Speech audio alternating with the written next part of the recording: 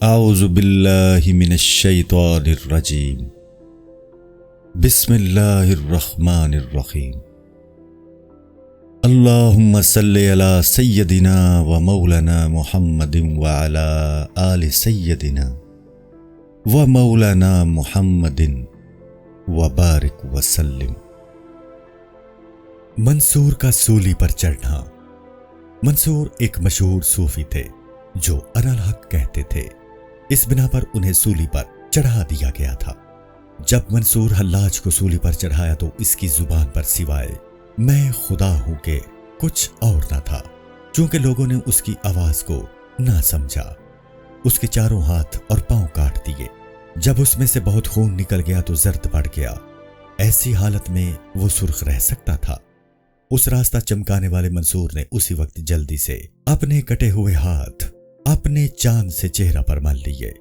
اس نے کہا، چونکہ مردوں کا پاؤڈر خون ہے، اس لیے میں نے اپنے منہ پر خون مل لیا ہے تاکہ میں کسی کی نگاہ میں زرد نہ دکھائی دوں، اور خدا کے ہاں مجھے بہت سرخ روئی کی ضرورت ہے۔ جبکہ میں زرد نظر آؤں گا تو لوگوں کو یہ گمان ہوگا کہ شاید میں ڈرتا ہوں، چونکہ میرے تن پر ایک حبہ برابر بھی کوئی چیز نہیں ہے، اور سوائے اس سرخ چہرہ کے میرے پاس کچھ نہیں ہے۔ جب قاتل سولی پر چڑھتا ہے تو اس وقت اس کی شیر مردی کام آتی ہے، جبکہ یہ جہان میرے لیے ایک میم کے دائرہ کی طرح تنگ ہے، تو پھر مجھے اس سے کیا ڈر؟ جس شخص کو دن رات 7 سر والے اژدہے کے ساتھ اٹھنا بیٹھنا اور کھانا پینا پڑتا ہو، شب و روز جس کی جان خطرہ میں ہو، اس کو ایسے بہت سے کام کرنے پڑتے ہیں، اور اس کے لیے سولی پر چڑھنا معمولی سی بات ہے۔ شیخ جنید رحمت اللہ تعالی علیہ اور ان کے بیٹے کا مارے جانا۔ جنید مذہب کا راہبر اور خدا کے بھیدوں کا گہرا سمندر تھا۔ ایک رات بغداد میں یہ کہہ رہا تھا۔ اس کے الفاظ اس قدر بلند تھے کہ آسمان اپنی بلندی کے باوجود اس کی چوکھٹ پر اظہار عجز کر رہا تھا۔ راستہ دکھانے والے جنید کا سورج جیسا ایک خوبصورت بیٹا تھا۔ بہت تکلیفیں پہنچا کر اس کا سر کاٹ دیا اور اس کی لاش کو نہایت ذلت سے سب کے سامنے پھینک دیا۔ جب جنید نے اپنے بیٹے کا سر دیکھا تو اس مجمع کے سامنے خاموش ہو گیا اور صبر کیا۔ پھر اس نے کہا کہ آج رات میں نے خدا کے بیدوں کی ایک بہت بڑی دیگ پکائی ہے، اور یہ دیگ اسی طرح گرم ہونی چاہیے، بلکہ اس سے زیادہ ہونی چاہیے اور اس سے کم نہ ہونی چاہیے۔ دوسرے پرندے کا سوال اپنی جان سے محبت اور موت سے خوف کے بیان میں۔ دوسرے پرندے نے اس سے کہا کہ میں موت سے ڈرتا ہوں اور میری منزل بہت دور ہے، اور میں بغیر راستہ کے توشہ اور خوراک کے ہوں۔ اس قدر میرا دل موت سے ڈرتا ہے کہ پہلی ہی منزل میں میری جان نکلی جاتی ہے۔ میں موت کی نشانی ہوں۔ جب مجھے موت آئے گی تو میں رو رو کر مروں گا، اور جس شخص نے موت کی ایک تیغ بھی کھا لی، اس کی تلوار اور ہاتھ دونوں لٹ گئے۔ افسوس ہے کہ اس تلوار اور ہاتھوں کی دنیا میں تیرے پاس سوائے افسوس و نا امیدی کے کچھ نہیں ہے۔ ہدہد کا جواب۔ ہدہد نے اس سے کہا کہ اے کمزور اور ضعیف، کب تک مٹھی بھر ہڈیوں کی ڈھانچ بنا رہے گا؟ یہ چند ہڈیاں اور بھی ٹوٹی ہوئی اور ان کا گودا بھی پگھلا ہوا ہے۔ تو نہیں جانتا کہ تیری عمر صرف اتنی ہے کہ تو 2 سانس لے سکے؟ تو نہیں جانتا کہ جو شخص اس دنیا میں پیدا ہوا ہے وہ ضرور مرے گا، اور جو کچھ کے اس کے پاس ہے وہ سب خاک میں مل جائے گا۔ ہم مارے جانے کے لیے اس جہان میں پیدا کیے گئے ہیں، اور ہم لے جائے جانے کے لیے اس دنیا میں لائے گئے ہیں۔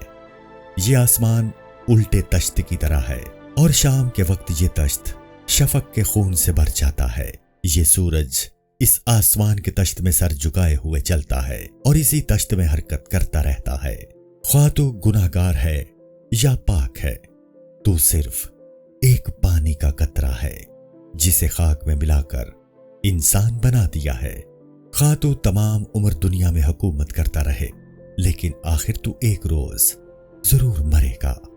ایک معمولی پانی کا قطرہ جو سر تپا مصیبت و تکلیف میں گرفتار ہے، دریا سے कैसे लड़ सकता है, यानी इंसान खुदा का मुकाबला नहीं कर सकता। कुकनस की उम्र की ज्यादती और उसकी हालत के बयान में।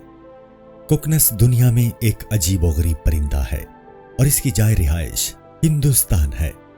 वो सख्त और लंबी चोंच रखता है और उसमें बांसुरी की तरह बहुत से छेद होते हैं। उसकी चोंच में हजारों सुराख हैं और उसका जोड़ा नहीं होता। वो इन सुराखों से एक नई आवाज निकालता है और उसकी हर आवाज में भी एक नया राग होता है।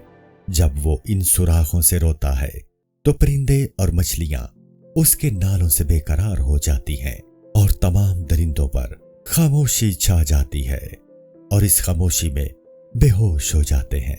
एक अक्लमंद हकीम इसका दोस्त बन गया और उसकी आवाज से इल्मे मौसीकी सीखा। कुकनस की उम्र तकरीबन 1000 वर्ष की होती है और वो अपनी मौत के वक्त से आगाह हो जाता है और जब उसके मरने का वक्त करीब आता है तो वो जंगलों सहरा से लकड़ियां जमा करके लाता है।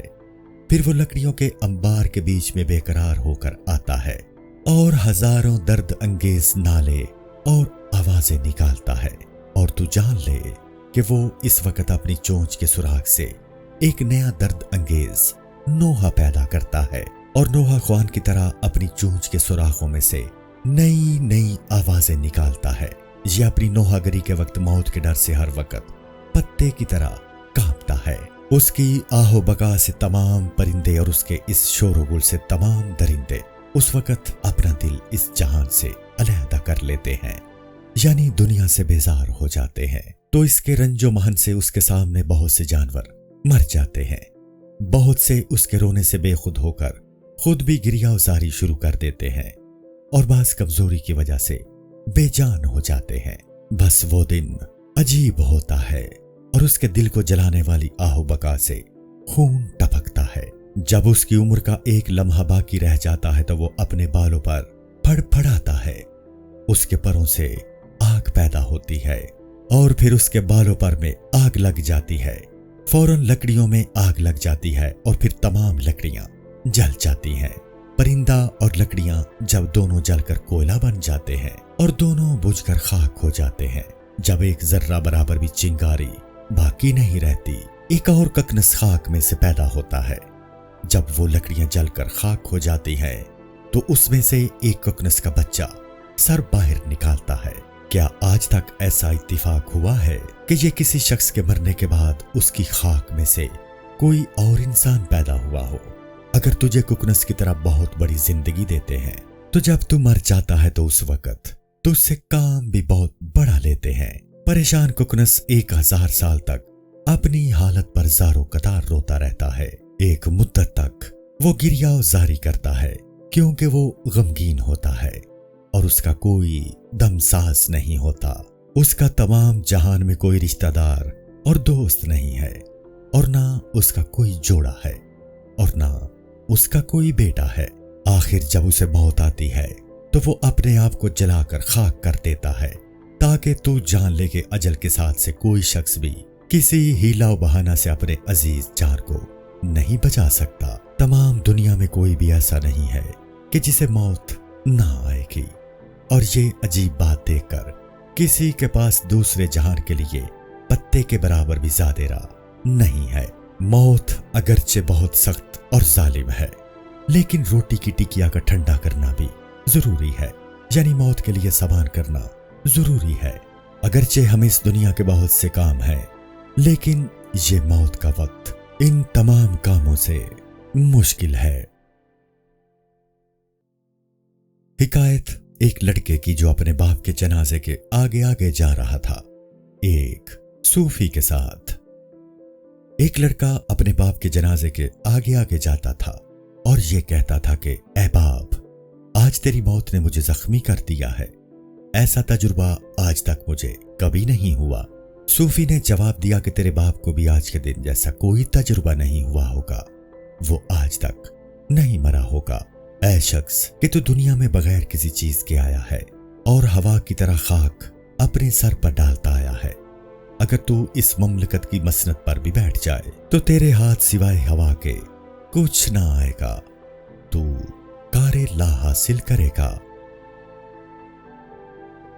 ایک شخص کا نفیری بجانے والے سے نزا کے وقت سوال۔ ایک نفیری بجانے والے کی جب موت آئی تو اس سے چپکے سے ایک شخص نے پوچھا، اس مصیبت کے وقت تیرا کیا حال ہے؟ اس نے جواب دیا کہ میں اپنا حال کچھ نہیں بتا سکتا، میں نے تمام عمر خاک چھانی اور آخرکار خاک میں مل گیا۔ موت کا علاج سوائے مرنے کے کچھ اور نہیں ہے، اس لیے پتا درخت سے گرنے پر رضامند ہو جاتا ہے۔ ہم سب صرف مارے جانے کے لیے پیدا کیے گئے ہیں اور ہمیں اپنی زندگی سے محبت نہیں کرنی چاہیے۔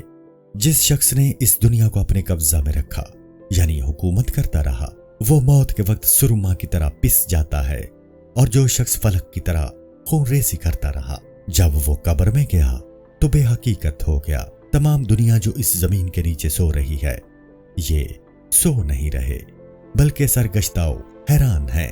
موت کو دیکھ کر یہ کتنا مشکل راستہ ہے کہ اس راستہ کی پہلی منزل قبر ہے۔ اگر تجھے موت کی تکالیف کی خبر ہو جائے تو تیری یہ شیریں زندگی زیر و زبر ہو جائے، تو تیری یہ زندگی تلخ ہو جائے۔ حضرت عیسیٰ علیہ السلام اور ایک پانی کا مٹکا۔ حضرت عیسیٰ علیہ السلام نے ایک میٹھے پانی کی نہر سے پانی پیا۔ اس پانی کا مزہ گلاب سے بھی اچھا تھا۔ اس میں سے ایک شخص نے بھی پانی کا گھڑا بھرا اور چل دیا۔ حضرت عیسیٰ علیہ السلام نے بھی اس مٹکے میں سے پانی پیا۔ اس مٹکے میں پانی پینے سے آپ کا منہ کڑوا ہو گیا اور اس وجہ سے آپ حیران ہو گئے۔ اس نے کہا، یعنی حضرت عیسیٰ علیہ السلام نے، کہ اے پروردگار، یہ بھی اس نہر کا پانی ہے اور وہ بھی۔ جب یہ دونوں پانی ایک ہی نہر کے ہیں تو پھر یہ کیا بید ہے؟ ایک کا پانی اتنا کڑوا ہے کہ زہر سے بدتر، اور دوسرے کا شہد سے زیادہ میٹھا کیوں ہے؟ حضرت عیسیٰ علیہ السلام کے سامنے مٹی کا گھڑا اس طرح بولا کہ اے عیسیٰ علیہ السلام، میں ایک بوڑھے گناہگار شخص کی خاک ہوں۔ میں ان 9 آسمانوں کے نیچے سینکڑوں مرتبہ کبھی مٹکا بنا ہوں اور کبھی ہنڈیا اور کبھی تغار۔ اگر میری اس مٹی سے 1000 دفعہ اور مٹکے بنائے تو بھی میرا کام سوائے اس کڑواہٹ پیدا کرنے کے اور کچھ نہ ہوگا۔ میں اس قدر کڑوا موت کی تلخی کی وجہ سے ہوں، اور میرا پانی بھی اس لیے کڑوا ہے۔ اے غافل، اس مٹکے کی باتیں سن، اور اس کے بعد تو اپنے آپ کو مٹکے کی طرح مت بنا، یعنی زندگی میں گناہ مت کر۔ اے بید کے تلاش کرنے والے، تو نے اپنے آپ کو گم کر دیا ہے۔ اس سے پہلے کہ تو مرے، توبہ کر لے۔ تو دوبارہ زندہ نہ ہوگا، اور جب تو مر جائے گا تو پھر کس طرح یہ بید جان سکتا ہے؟ نہ تجھے اپنے ہوش و حواس کی خبر ہے اور نہ تجھے اپنے مرنے کی کوئی خبر ہے۔ اے انسان، اگرچہ تو زندہ ہے لیکن تو نے اپنے آپ کو کھو دیا ہے۔ اگرچہ تو انسان کی اولاد ہے لیکن نامرد ہے۔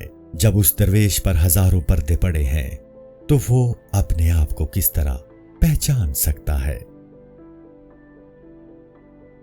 نزا کے وقت بکرات اور اس کے شاگرد کی حکایت۔ کہتے ہیں کہ جب بکرات پر نزا کی حالت طاری ہوئی تو وہاں اس وقت اس کا ایک شاگرد موجود تھا۔ اس نے کہا کہ اے استاد، جب آپ کو نہلا کر دھلا کر کفن پہنائیں تو بتائیے آپ کو کس جگہ دفن کریں؟ اس نے جواب دیا کہ اے غلام، اگر تو مجھے دوبارہ حاصل کر لے تو جہاں تیرا جی چاہے دفن کر دیجیو۔ جبکہ میں نے اپنی زندگی میں اپنے آپ کو نہیں پایا تو مجھے مرنے کے بعد کیسے پا سکے گا؟ میں اس طرح زندہ رہا ہوں کہ تمام عمر مجھے اپنے متعلق بال برابر بھی خبر نہیں ہوئی۔ شیخ بصرہ ایک شخص کی قبر پر جب لوگ مردے کو دفن کر رہے تھے تو اس وقت شیخ بصرہ گڑھے کے قریب پہنچے۔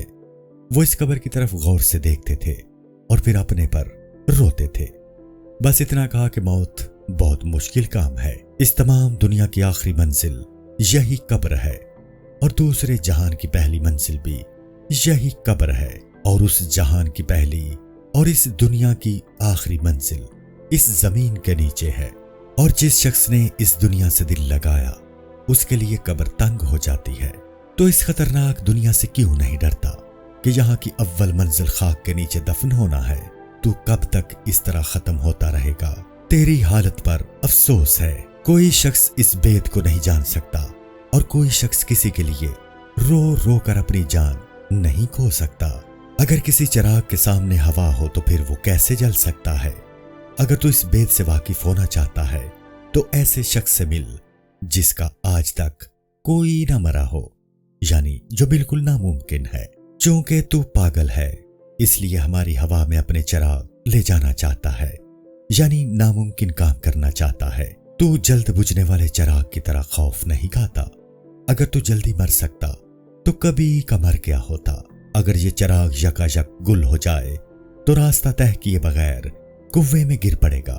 اگر تو بجھے ہوئے چراغ کے ڈھونڈنے کی کوشش کرے تو تمام دنیا میں تجھے اس کی کوئی خبر نہیں دے سکتا۔ جس چراغ کو ہوا نے بجھا دیا تو اس پر خواہ کتنا ہی زور لگائے وہ نہیں جل سکتا۔ جب چراغ اپنی جگہ سے بے جگہ ہو گیا تو گم ہو گیا۔ اس جہان سے اس جہان تک کا راستہ ایک سانس سے زیادہ نہیں ہے۔ جب تیری جان اس دنیا میں نکل جاتی ہے تو اس کے بعد دوسری دنیا آ جاتی ہے۔ اس جہان سے اس جہان کا راستہ بہت لمبا نہیں ہے، اور ان دونوں کے درمیان سوائے سانس کی دیوار کے کوئی اور دیوار نہیں ہے۔ جب کہ تیرے لیے وہ وقت آ جاتا ہے تو مر جاتا ہے تو تجھے خاک میں دفن کر دیتے ہیں۔ تمام لوگوں کا ارادہ اس خاک میں ملنے کا ہے، اور سب کے لیے اس خاک میں سونا ضروری ہے۔ موت نہ کسی بے وقوف کو چھوڑتی ہے اور نہ کسی عقل مند کو، اور نہ کسی نیک انسان کو چھوڑتی ہے اور نہ کسی برے کو۔ خواہ تو نیک لوگوں میں سے ہے یا برے لوگوں میں سے، جب تو ان کی طرح مرے گا تو تجھے معلوم ہو جائے گا۔ جو شخص کے مر گیا اور خاک کے نیچے دفن ہو گیا، ہر ایک شخص اس کو یہی کہتا ہے کہ وہ آرام سے ہے اور دنیا کی جگڑوں سے آزاد ہو گیا۔ خواہ کو رستم ہی کیوں نہ ہو، تہمتن رستم کا لقب ہے، وہ ضرور مرے گا۔ اس دیکھ کا منہ باندھنے سے کوئی فائدہ نہیں ہے۔ انسان کے لیے موت لازمی ہے۔ حقیقت میں دنیا پتا کی طرح گرتی ہے، اور اس کے لیے سب سے پہلا آرام موت ہے۔ کھڑے ہو جاؤ، چلو ہم آسمان پر قدم رکھیں، اور پھر اس موت کے خون میں بھرے ہوئے سر پر قدم رکھیں۔ میں اپنے دنیا میں آنے پر بادل کی طرح روتا ہوں، میں یہاں سے جانے پر رو رہا ہوں، اور یہاں آنے پر افسوس کر رہا ہوں۔ ایک دیوانہ کا نزا کے وقت رونا۔ اہل راز میں سے ایک دیوانہ پر نزا کی حالت زیادہ دیر تک رہی۔ یہ اپنی کمزوری اور بے قراری کی وجہ سے خون برسانے والے ابر کی طرح روتا تھا۔ اس نے کہا، چونکہ میری جان خدا تعالیٰ نے پیدا کی ہے، اور جب وہ اس طرح میری جان لیتا ہے تو مجھے پیدا ہی کیوں کیا تھا؟ اگر مجھے اپنی جان سے محبت نہ ہوتی تو اس نزا کے وقت سے میں بالکل بے خوف ہوتا، نہ مجھے اس جینے سے مرنا ہوتا، اور نہ تجھے اس دنیا میں لانے اور لے جانے کی زحمت اٹھانی پڑتی۔ کاش مجھے یہ رنج و الم نہ سہنے پڑتے، اور اگر یہ تکالیف نہ ہوتی تو کیا برا تھا۔ اور اگر مرنا میرے لیے ضروری ہے لیکن میں موت کے متعلق خیال تک نہیں کر سکتا۔ عیسیٰ علیہ السلام ابن مریم جب اپنی موت کو یاد کرتے تھے تو اس قدر فراخی اور آرام کے باوجود جو انہیں حاصل تھی، پھر بھی رنج و مصیبت میں گرفتار ہو جاتے تھے۔ ان کا بستر پسینہ سے تر ہو جاتا تھا۔ وہ پسینہ نہیں تھا بلکہ سر سے لے کر پاؤں تک خون تھا۔ السلام علیکم۔ پوری کتاب دیکھنے کے لیے ہمارے یوٹیوب چینل صوفی سما کی پلے لسٹ میں جائیں۔ یہاں آپ کو مختلف بزرگوں کی کتابیں ملیں گی، اور جو کتاب پوری نہ ہوئی اس پر کام تیزی سے ہو رہا ہے اور ریگولر بیسس پر اپلوڈ ہوتی رہتی ہیں۔